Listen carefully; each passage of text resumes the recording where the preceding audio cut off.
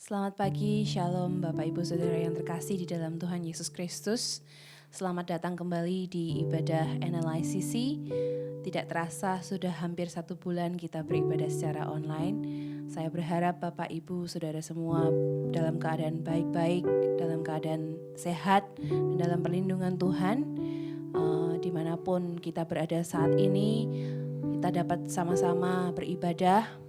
Walaupun kita berpisah secara tubuh, tapi roh kita tetap satu, visi kita tetap satu, yaitu memuliakan nama Tuhan Yesus kita. Saya berharap saudara juga sudah berkumpul dengan keluarga untuk menikmati ibadah ini dari awal hingga akhir. Saya berdoa supaya kuasa Roh Kudus dinyatakan di tempat masing-masing kita berada. Kita akan menyanyikan lagu Yesus Kekuatan, karena benar-benar sampai hari ini kalau kita ada, semua karena kekuatan dari Tuhan.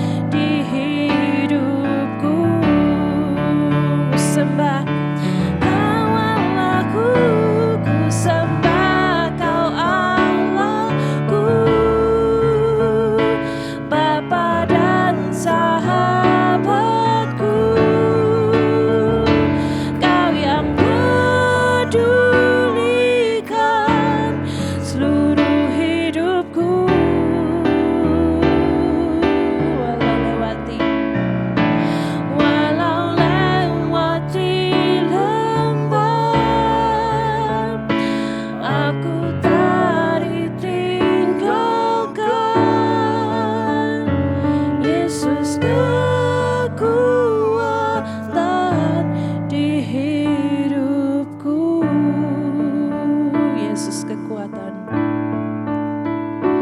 Yesus kekuatan di hidupku.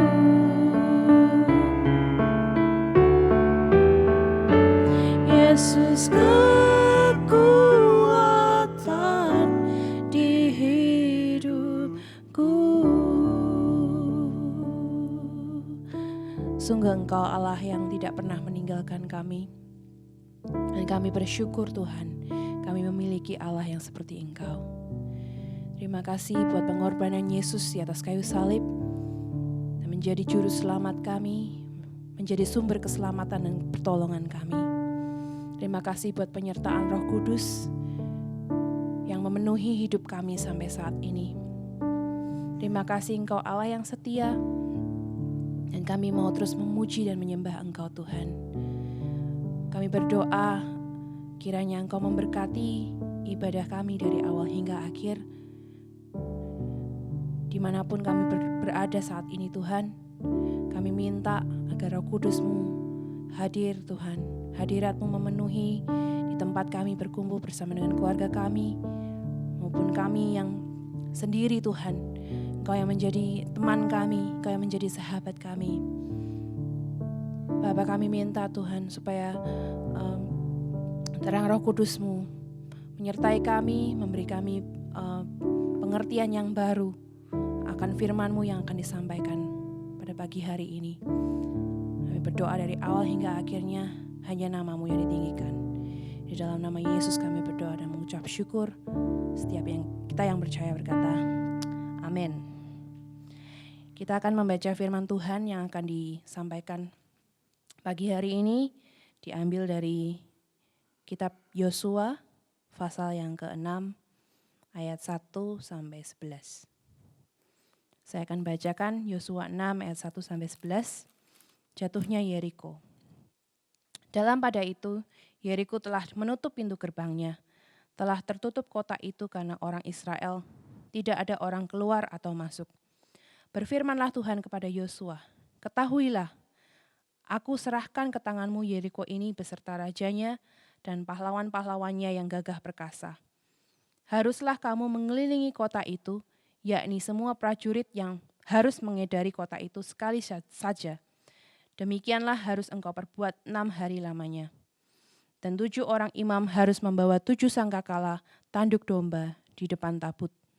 Tetapi pada hari yang ke-7, 7 kali kamu harus mengelilingi kota itu, sedang para imam meniup sangkakala. Apabila sangkakala tanduk domba itu panjang bunyinya, dan kamu mendengar bunyi sangkakala itu, maka haruslah seluruh bangsa bersorak dengan sorak yang nyaring. Maka tembok kota itu akan runtuh. Lalu bangsa itu harus memanjatnya masing-masing langsung ke depan. Kemudian Yosua bin Nun memanggil para imam dan berkata kepada mereka, angkatlah tabut perjanjian itu, dan 7 orang imam harus membawa 7 sangkakala tanduk domba di depan tabut Tuhan. Dan kepada bangsa itu dikatakannya, majulah, kelilingilah kota itu, dan orang-orang bersenjata harus berjalan di depan tabut Tuhan. Segera sesudah Yosua berkata kepada bangsa itu, maka berjalanlah maju ke-7 orang imam yang membawa ke-7 sangkakala tanduk domba itu di hadapan Tuhan. Lalu mereka meniup sangkakala, sedang tabut perjanjian Tuhan mengikuti mereka. Dan orang-orang bersenjata berjalan di depan para imam yang meniup sangkakala, dan barisan penutup mengikut tabut itu, sedang sangkakala terus-menerus ditiup. Tetapi Yosua telah memerintahkan kepada bangsa itu demikian, janganlah bersorak dan janganlah perdengarkan suaramu, sepatah kata pun janganlah keluar dari mulutmu sampai pada hari aku mengatakan kepadamu, bersoraklah, maka kamu harus bersorak. Demikianlah tabut Tuhan mengelilingi kota itu, mengedarinya sekali saja, kemudian kembalilah mereka ke tempat perkemahan dan bermalam di tempat perkemahan itu. Kita akan persiapkan hati kita untuk mendengarkan firman Tuhan dengan menyanyikan kuasa-Mu terlebih besar.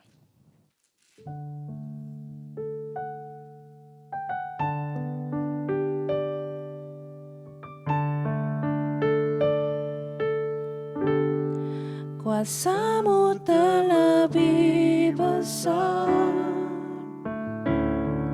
Tuhanku terlebih besar.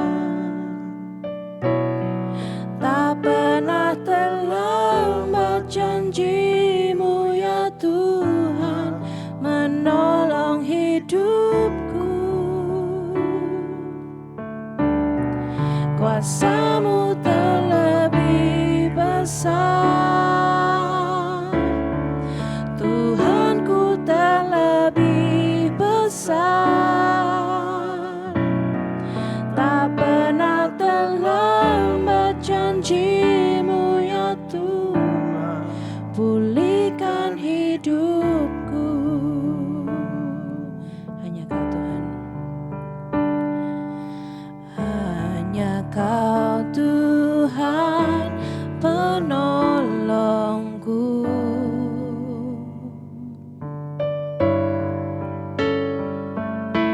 Yang selalu setia bersamaku.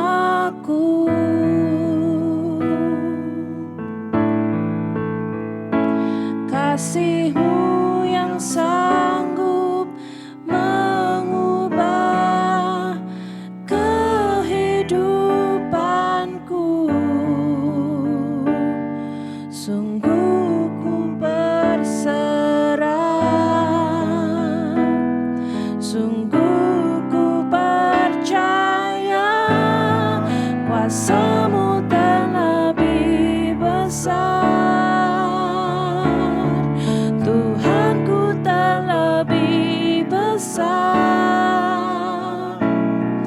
Tak pernah terlambat janji-Mu ya Tuhan menolong hidupku. Kuasa-Mu terlebih besar, Tuhanku terlebih besar. Tak pernah terlambat janji-Mu ya Tuhan, pulihkan hidupku. Sekali lagi kita katakan, hanya Kau Tuhan, hanya Kau Tuhan penolongku.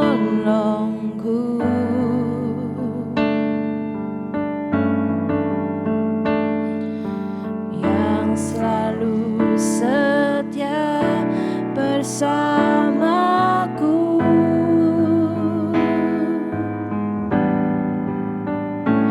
Kasih-Mu yang sanggup mengubah kehidupanku. Sungguh ku berserah, sungguh ku percaya, kuasa-Mu terlebih besar, Tuhanku terlebih besar. Tak pernah terlambat janji-Mu ya Tuhan menolong hidupku. Kuasa-Mu terlebih besar,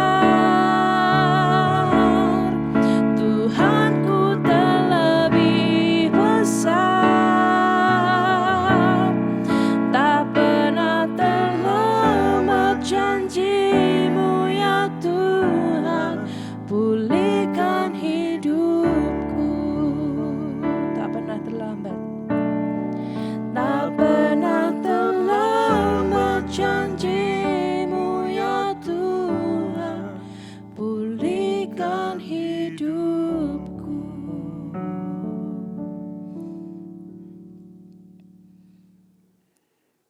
Mari kita akan sama-sama berdoa untuk mempersiapkan hati kita mendengarkan kebenaran firman Tuhan. Bapa di surga, kami sungguh bersyukur, terima kasih karena kesempatan yang masih Engkau berikan untuk kami boleh mendengarkan kebenaran firman-Mu. Kami berdoa, biarlah firman Tuhan ini menjadi sumber kekuatan dalam hidup kami dan juga menjadi jawaban dari segala pergumulan dalam hidup kami. Terima kasih buat Roh Kudus yang ada, yang menolong kami untuk kami boleh mengerti dan kami melakukan kebenaran firman-Mu dalam hidup kami. Berfirmanlah ya Bapa, karena kami siap mendengarkan firman-Mu. Dalam nama Yesus kami berdoa. Amin. Bapak Ibu yang kekasih dalam Tuhan, saat ini kita akan sama-sama membuka Alkitab kita dari kitab Yosua pasal 6 ayat 1-11 yang telah dibacakan. Dan saya memberikan judul firman Tuhan pada saat ini adalah mukjizat itu nyata, ya, bagi orang yang percaya. Kalau kita berpikir mengenai mukjizat, itu artinya adalah sesuatu yang di luar dari nalar pikiran kita yang normal. Artinya sesuatu yang secara pemikiran kita sesuatu yang mustahil, sesuatu yang tidak mungkin, tapi itu yang dikatakan yang terjadi. Kalau kita kembali lagi kepada peristiwa ketika Tuhan Yesus melayani pada saat dia hidup di dunia, dia banyak melakukan mukjizat. Artinya kita bisa melihat banyak orang-orang yang mengalami kesulitan, mungkin dalam masalah kesehatan, orang yang lumpuh bisa berjalan, orang yang buta bisa melihat, dan itu membuat kagum bagi banyak orang yang menyaksikan pada saat itu. Dan kalau kita saat ini, ya, hidup di zaman sekarang, mungkin pertanyaan kita, apakah mukjizat itu masih ada? Ya, karena memang jujur saya menyadari bahwa ada mungkin aliran-aliran tertentu yang mengatakan mukjizat itu sebenarnya udah nggak ada. Mukjizat itu ada hanya waktu zaman Yesus. Zaman sekarang sudah nggak ada mukjizat. Yang adanya itu adalah mungkin kemajuan teknologi yang dibuat oleh manusia. Jadi artinya kalau udah nggak bisa di tangan manusia ya sudah nggak ada. Kalau bisa ditangani artinya ya itu bukan mukjizat. Memang manusia bisa menangani. Tapi saya percaya bahwa Alkitab berbicara mengenai mukjizat. Banyak mukjizat yang ada dalam Alkitab. Nah, itu sebabnya pada saat ini, apapun pergumulan yang kita hadapi saat ini, biarlah firman Tuhan ini meyakinkan kita, menguatkan kita bahwa mukjizat itu nyata.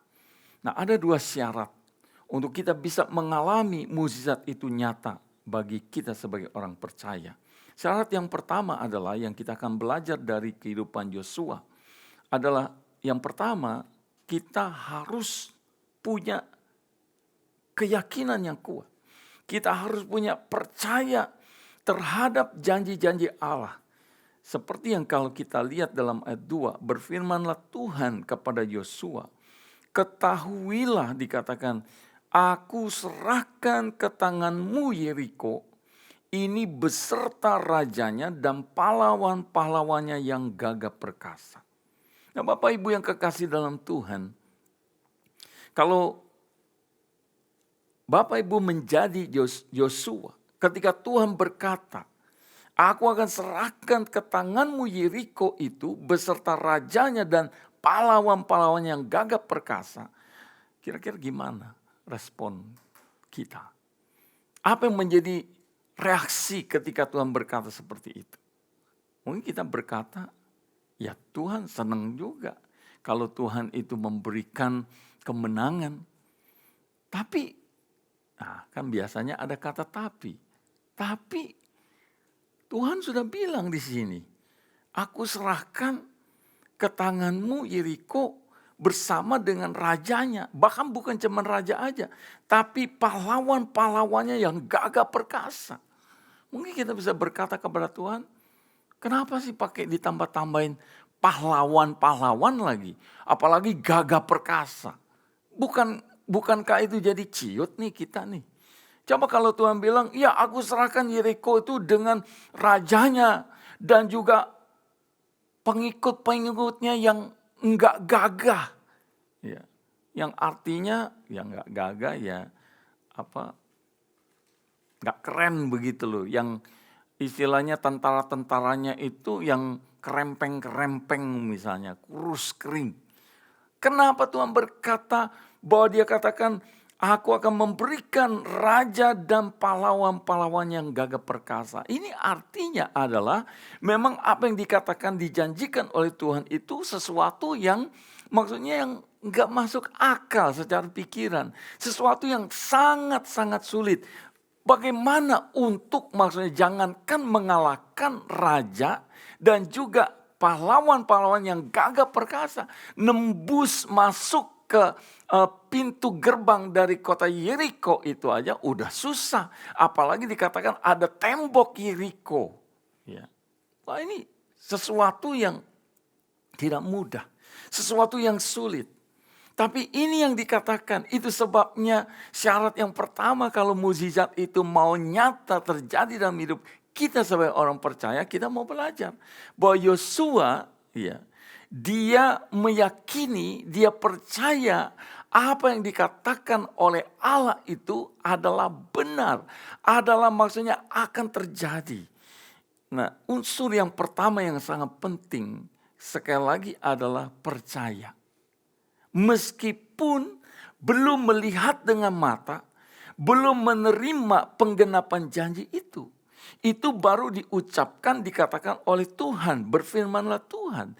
Belum benar-benar real, nyata diberikan. Ya.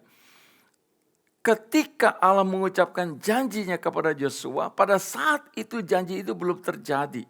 Secara hukum itu tidak kelihatan. Sebenarnya Allah telah memberikan Yeriko kepada Yosua itu tidak secara hukum, maksudnya yang terjadi saat itu. Secara hukum atau realitas Yosua itu belum menerima apa yang maksudnya dikatakan oleh Tuhan. Nah, di sini tergantung bagaimana Yosua meresponi, dia mau percaya atau tidak. Ya. Tetapi unsur percaya ini sangat penting. Ya. Dan Yosua percaya apa yang dijanjikan oleh Tuhan. Dan kita melihat bahwa kenapa Yosua percaya akan janji Tuhan? Karena itu berkaitan dengan, poin yang kedua ini adalah bahwa unsur yang sangat penting dalam masalah janji adalah siapa yang membuat janji. Ya. Jika janji itu dibuat oleh orang yang suka ingkar janji, maka memang sulitlah untuk menjadi percaya. Kalau janji itu dibuat oleh orang yang suka menjual janji, mengobrol janji, maka memang tidak akan mungkin kita mudah mempercayai janji itu. Jadi yang sangat penting dalam masalah janji adalah bukan terletak pada penerima janji. Bukan terletak pada Josuanya, bukan terletak pada saudara dan saya. Yang artinya mungkin kita memang beriman, tetapi juga tergantung daripada siapa yang membuat janji itu. Janji-janji Allah adalah benar dan murni. Itu dikatakan di dalam Yosua pasal 6 ayat 2. Ketahuilah, aku serahkan ke tanganmu Yeriko beserta raja dan pahlawan-pahlawan yang gagah perkasa. Jadi ini menunjukkan bahwa esensi sifat Allah adalah benar. Artinya Allah tidak pernah berbohong, Allah tidak pernah berdusta, Allah tidak pernah ingkar janji. Di dalam Bilangan 23 ayat 19 dikatakan Allah bukanlah manusia sehingga ia berdusta, bukan anak manusia sehingga ia menyesal. Malahan ia berfirman dan tidak melakukannya atau berbicara dan tidak menepatinya. Jadi firman Tuhan mengatakan di dalam Bilangan 23 ayat 19, Allah bukanlah manusia yang dikatakan sehingga ia berdosa, bukan anak manusia sehingga ia menyesal dikatakan.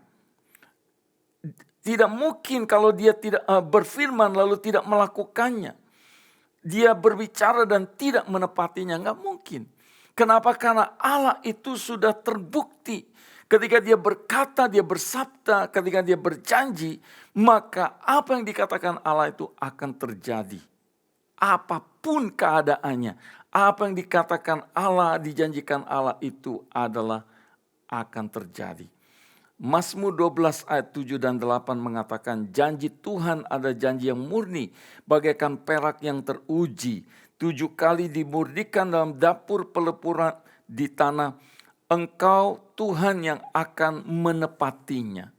Jadi Bapak Ibu yang kekasih dalam Tuhan, di sini yang kita sama-sama belajar. Apakah kita percaya? Apakah kita yakin ya, bahwa Tuhan yang saudara sembah, Tuhan yang saudara percaya, Dia akan menepati janji.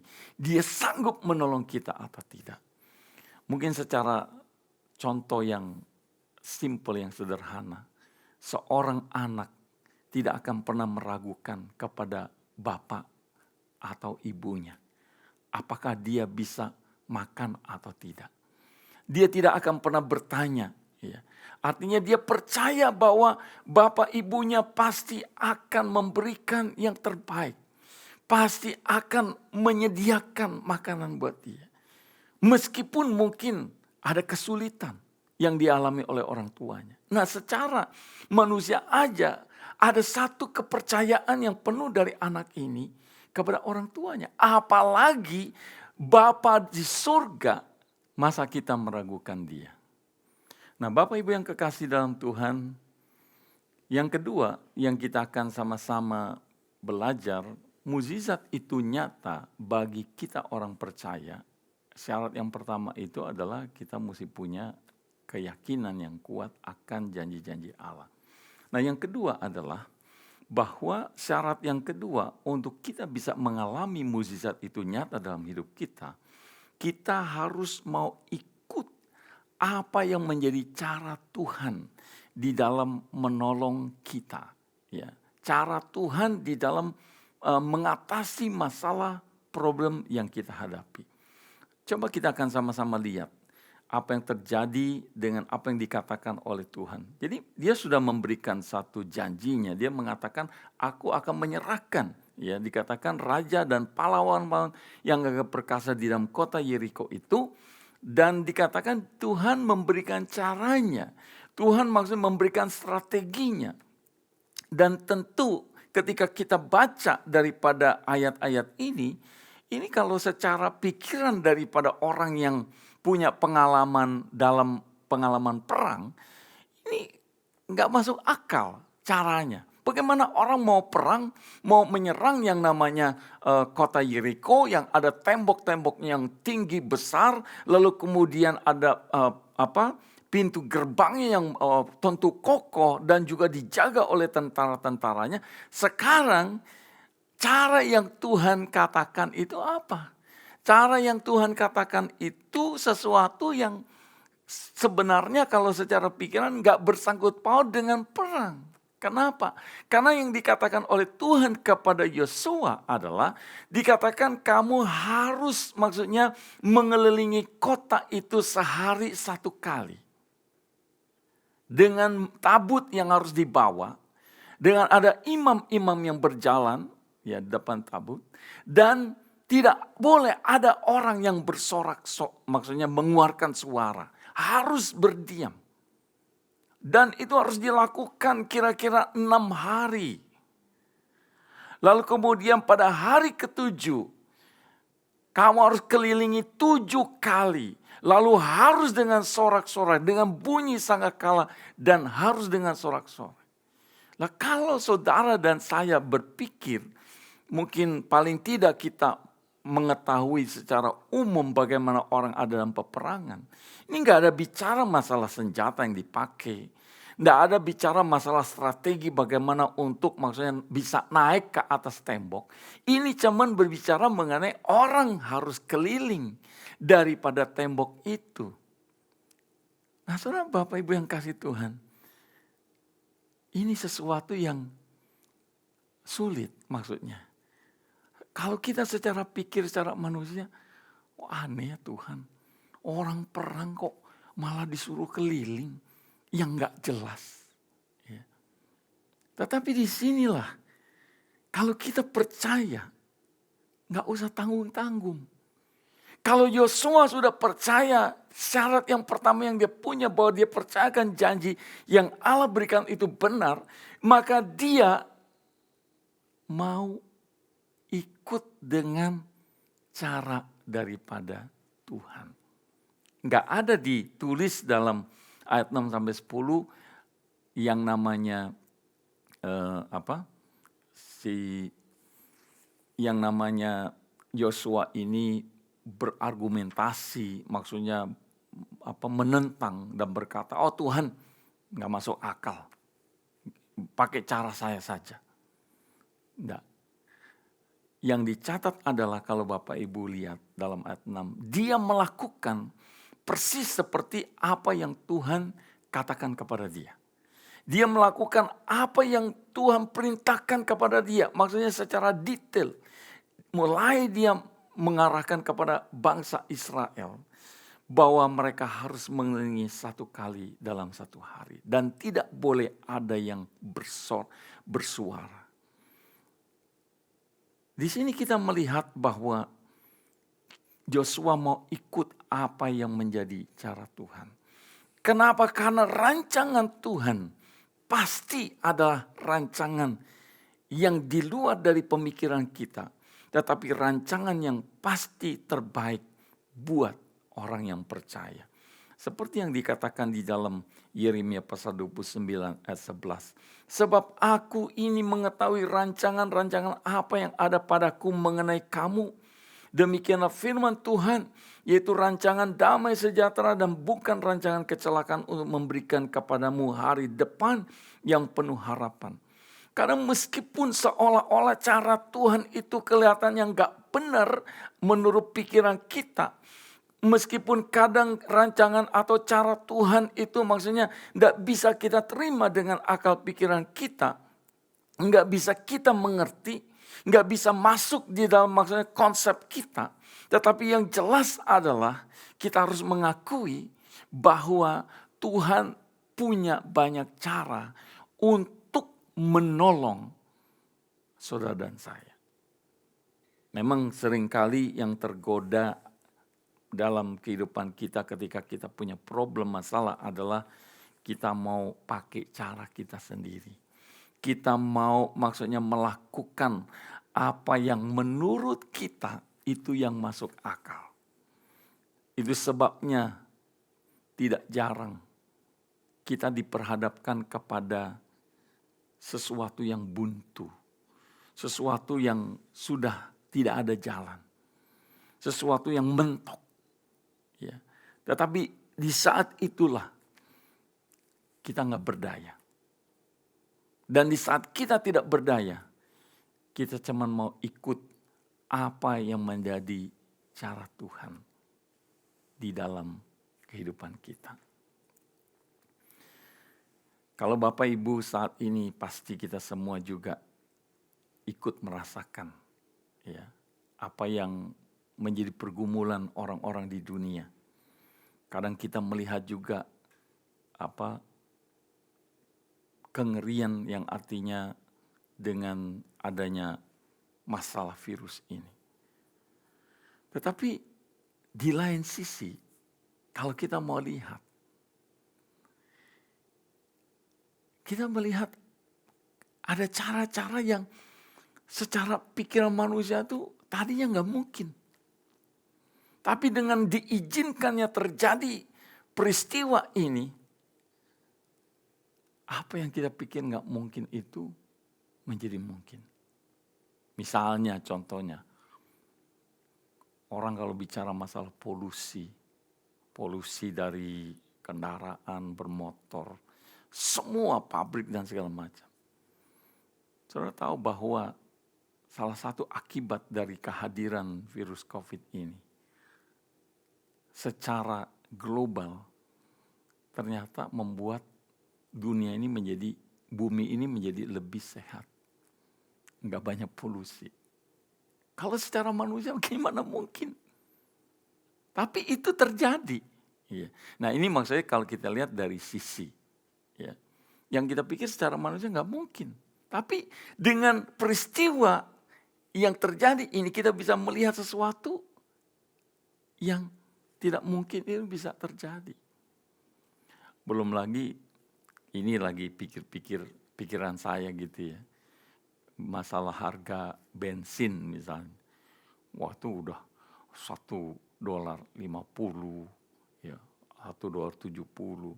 Kadang dulu tuh saya pikir, kapan ya kalau harga bensin tuh bisa di bawah $1 lagi kayak dulu gitu, 90 sen. Kayaknya mana mungkin. Orang namanya kalau udah naik nggak pernah turun. Maunya naik terus atau bertahan. Tapi Bapak Ibu coba lihat sekarang. Ternyata apa yang saya pikir nggak mungkin, itu terjadi. Kalau Bapak Ibu sekarang ini mengisi bensin, itu bisa mendapatkan harga yang zaman dulu punya, $1 ya, atau 90 sen.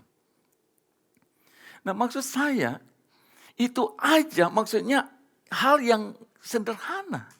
Ya, hal yang maksudnya bukan satu hal yang luar biasa. Tapi itu bisa terjadi. Nah apalagi kalau kita percaya ya, kepada Allah yang berkuasa. Dan kita mau ikuti dengan cara maksudnya yang memang caranya Tuhan. Ya kita ikut aja. Kita jangan, masalahnya kadang kita lebih sok tahu dari Tuhan. Ya. Makanya kita harus ingat bahwa Tuhan jauh lebih tahu dari apa yang kita tahu. Yang perlu yang kita lakukan adalah kita ikut apa yang menjadi cara Tuhan. Istilahnya kita ngeflow aja apa yang menjadi cara Tuhan untuk mengatasi apa yang menjadi pergumulan dalam hidup kita. Jangan lupa apa yang tidak pernah terpikir dengan pikiran kita, yang tidak pernah terdengar dalam telinga kita, tapi itu yang sebenarnya Tuhan sediakan bagi orang yang mengasihi Tuhan. Itu sebabnya Bapak Ibu yang kekasih dalam Tuhan, saya ingin sama-sama mau mengajak kita semua, biarlah kita sama-sama mengalami bahwa mukjizat itu nyata bagi setiap orang yang percaya. Asal kita harus percaya akan janji-janji Allah yang Allah berikan kepada kita. Dan kita mau ikut apa yang menjadi cara Tuhan di dalam Dia menolong kehidupan saudara dan saya. Biar firman Tuhan ini menjadi berkat kekuatan dalam hidup kita. Mari kita berdoa. Bapa di surga, terima kasih kalau kami sudah mendengarkan kebenaran firman-Mu. Kami berdoa biarlah firman itu menjadi sumber kekuatan agar supaya kami percaya dan kami mengikuti apa yang menjadi cara Tuhan untuk menolong setiap keadaan, masalah, pergumulan dalam hidup kami. Kami berdoa biarlah firman Tuhan yang telah kami dengar itu sungguh-sungguh memberikan kami satu kekuatan yang baru agar supaya kami tidak terpuruk dengan masalah pergumulan apapun yang saat ini kami hadapi. Melainkan kami terus tetap belajar percaya dan berserah penuh kepadamu, mengikuti apapun yang menjadi kehendak rencana-Mu dalam hidup kami. Terima kasih buat kebenaran firman-Mu ya Bapa. Di dalam nama Tuhan Yesus kami berdoa. Amin. Bapak Ibu yang saudara-saudara yang kasih dalam Tuhan, kita akan sama-sama menyambut kebenaran firman Tuhan yang telah kita dengar tadi. Bagaimana kita sudah belajar firman Tuhan, mukjizat itu nyata bagi setiap orang yang percaya. Itu sebabnya kita akan naikkan satu pujian yang berjudul mukjizat itu nyata, tak terbatas kuasa Tuhan.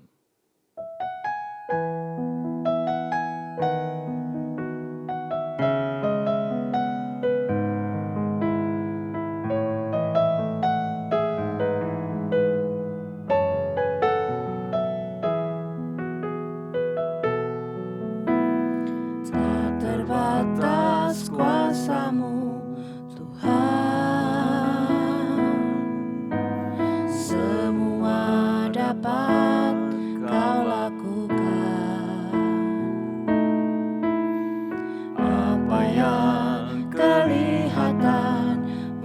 mustahil bagiku,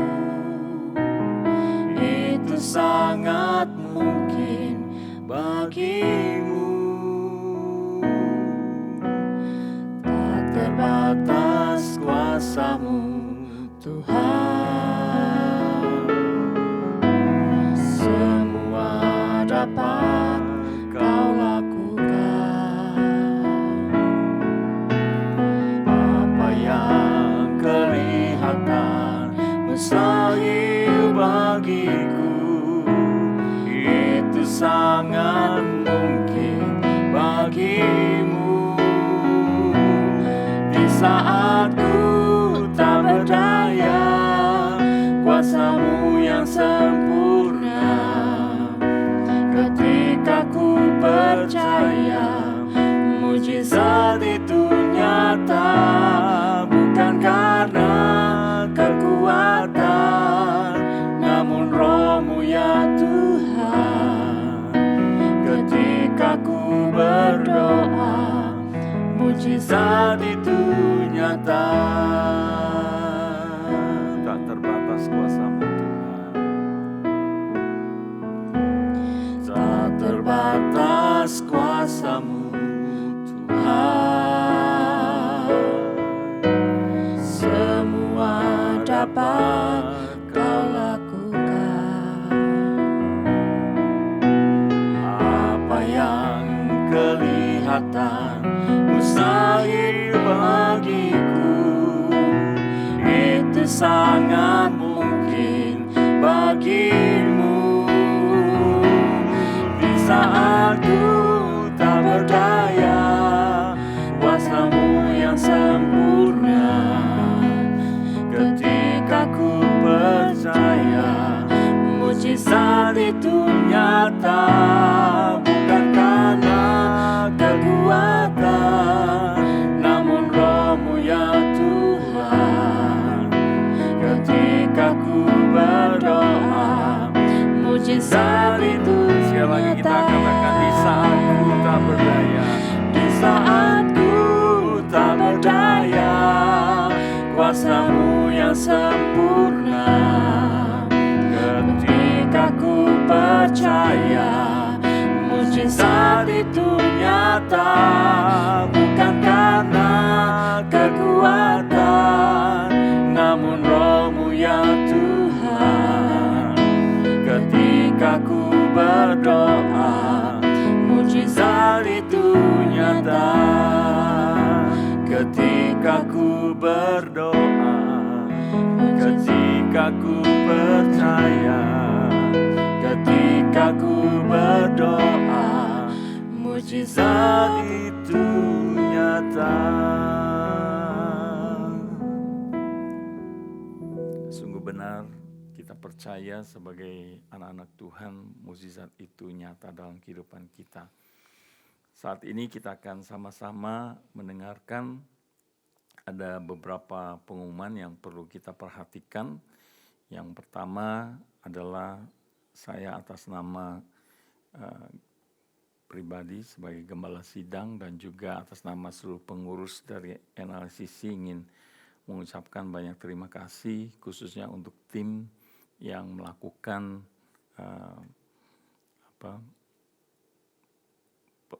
perekaman atau penayangan dari kebaktian kita setiap hari Minggu, yaitu tentu kepada Feby, Pastor Feby, pada Claudia, pada Andy, dan juga Otong yang membantu dalam berjalannya kebaktian-kebaktian secara online ini. Jadi Tuhan memberkati Bapak Ibu semua. Dan selama dalam suasana seperti ini, kembali lagi saya mengingatkan kegiatan-kegiatan tetap diadakan secara online, baik itu untuk acara cell group atau kelompok hidup baru, kelompok doa bersama, dan juga khususnya hari Sabtu doa pagi. Kalau Bapak Ibu ingin ikut bergabung bisa bergabung bersama-sama pada hari setiap Sabtu pagi jam 9 pagi. Dan saya juga mengingatkan kalau Bapak Ibu dari setiap jemaat, khususnya pengurus, kalau ada di jadwal buku program, ada jadwal-jadwal rapat, bisa tolong dikoordinasi oleh setiap pengurus lokal gereja, baik di Green Square maupun di Napier dan Hills maupun di IC. Kita akan sama-sama saat ini kita akan masuk dalam doa syafaat, kita akan berdoa. Bapa di sorga, saat ini kami berdoa menyerahkan khususnya biarlah melalui kebenaran firman Tuhan yang juga tadi telah kami dengar. Kami berdoa biar itu boleh menjadi sumber kekuatan bagi setiap kami yang mengalami problem masalah apapun yang terjadi dalam hidup kami. Biarlah kami terus belajar percaya dan berserah dan mau mengikuti apapun yang menjadi cara Tuhan menolong kami. Kami berdoa menyerahkan khususnya bagi setiap jemaat Tuhan yang saat ini mengalami kesulitan. Kami berdoa bagi mereka yang mungkin mencari pekerjaan yang baru. Kami mohon belas kasihan-Mu Bapa, Engkau yang membuka jalan. Engkau memberikan pekerjaan yang baru bagi mereka yang mencari. Dan kalau mereka mengalami pengurangan jam kerja, Engkau juga memberkati mereka dengan hal-hal yang baru di dalam kehidupan mereka. Dan kami percaya Engkau Allah kami, El Shaddai, Allah yang maha kuasa, Allah yang mencukupi segala kebutuhan-kebutuhan dalam hidup kami. Dan kami berdoa biar kiranya Engkau melalui kuasa-Mu kami boleh melihat mukjizat itu nyata sampai saat ini. Kami berdoa juga bagi mereka yang mungkin saat ini ada dalam pergumulan di dalam masalah kesehatan. Biar Engkau terus jamah, Engkau berikan kekuatan, Engkau berikan kesembuhan dan perlindungan penyertaan Tuhan bagi semua jemaat Tuhan di NLCC. Engkau yang menjaga, melindungi dari segala mara bahaya, dari segala sakit penyakit.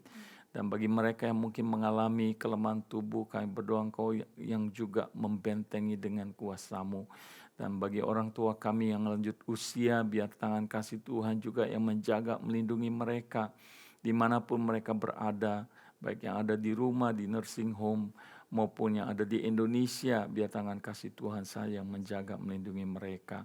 Kami juga berdoa Bapa menyerahkan buat seluruh keberadaan dunia saat ini.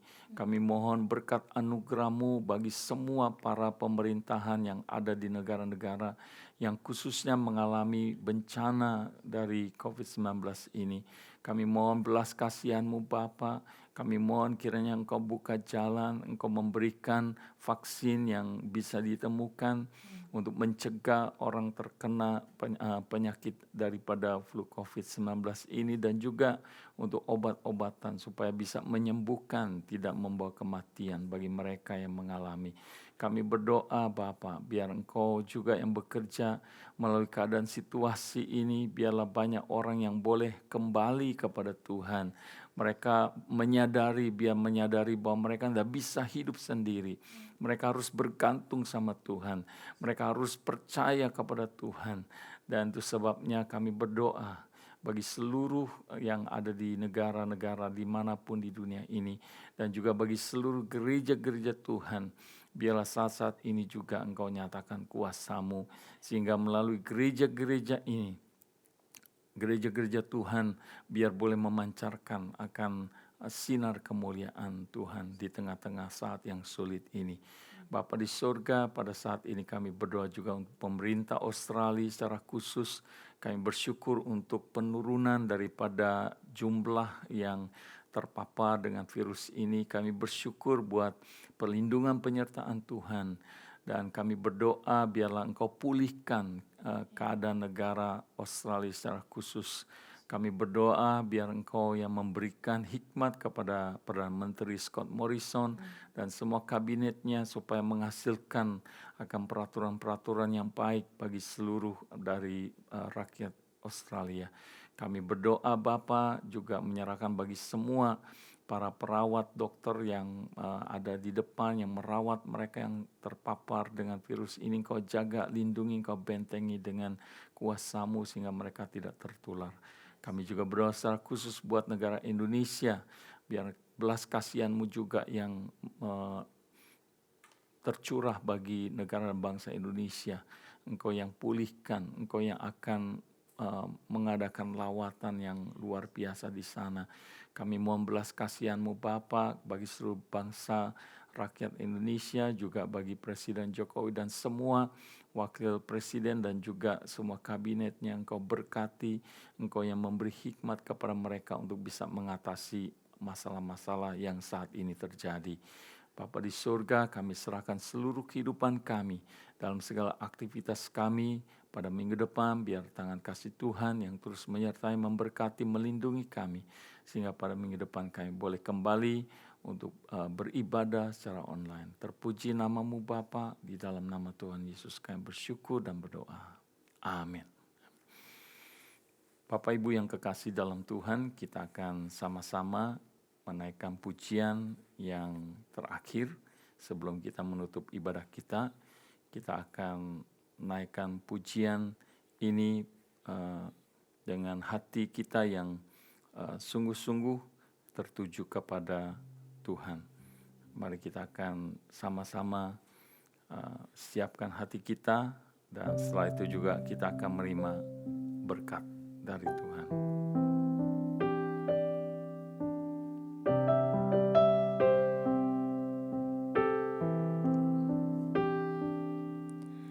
Engkau ada bersamaku di setiap musim hidupku. Tak pernah Kau biarkan ku sendiri.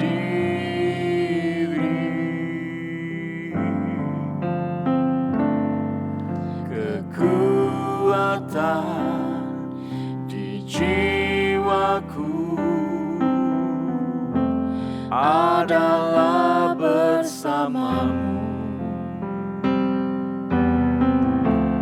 Tak pernah ku ragukan kasih-Mu. Bersama-Mu Bapa, bersama-Mu Bapa, ku lewati semua perkenanan-Mu yang teguhkan hatiku. Engkau yang bertindak, memberi pertolongan. Anugerah-Mu besar melimpah bagiku. Kita sama-sama katakan, Engkau ada bersama.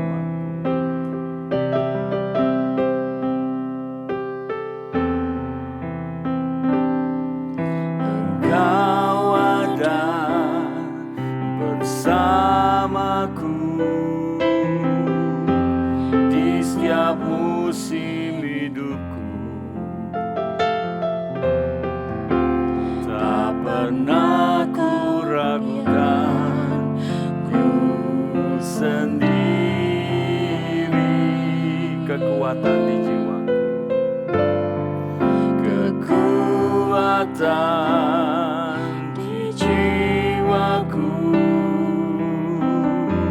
adalah bersama-Mu. Tak pernah ku ragukan kasih-Mu. Bersama-sama kita katakan, bersama-Mu Bapa, ku lewati semua semua. Perkenananmu ya teguhkan hatiku. Engkau yang bertindak, memberi pertolongan. Anugerahmu besar melimpah bagi. Sekali lagi kita katakan bersamamu Bapa. Bersamamu Bapa, ku lewati semua. Perkenananmu ya teguhkan hatiku. Engkau yang bertindak, memberi pertolongan. Anugerahmu besar melimpah bagiku. Anugerahmu besar ya Tuhan. Anugerahmu besar melimpah bagiku. Anugerahmu besar. Anugerahmu besar melimpah bagiku.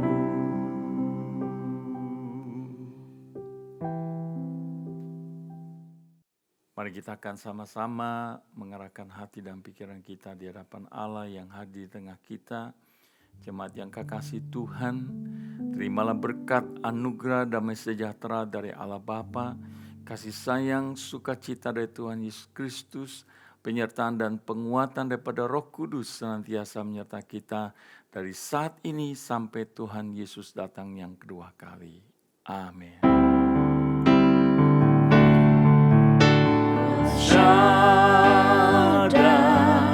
El Shaddai, Allah Maha Kuasa, berkat-Nya melimpah. El Shaddai, berkat-Nya melimpah. El Shaddai.